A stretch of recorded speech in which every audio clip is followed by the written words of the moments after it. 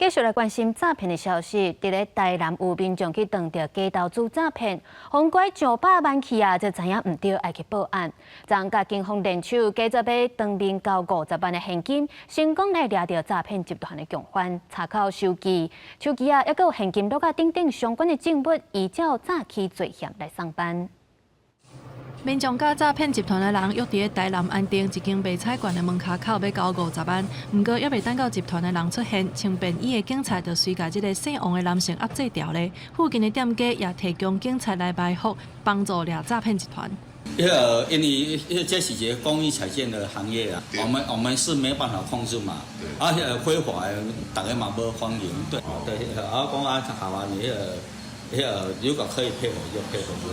埋伏大概5到10分钟，他们就出现了，感觉警方还蛮积极的这样。警方指出，诈骗集团大多数拢会先甲你讲有稳赚未了的投资管道，互受害者初期落一寡钱就通赚，增加信任感。民众感觉唔对，互人骗900万，报案了后，警方也会成立专案小组，掌握对方交钱的时间甲地点，成功甲车手当场抓起来。专案信后是移送台南地检署侦办。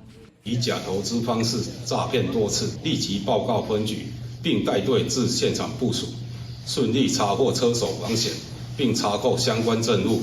诈骗集团的手路是愈来愈进步，为虚假投资，假做客户人员，一直到假做亲戚朋友来甲你借钱。警方呼吁，若准民众拄到奇怪的信息，一定要保持冷静，也是较引用反诈骗专线来查证，来保障财产的安全。公司新闻综合报道。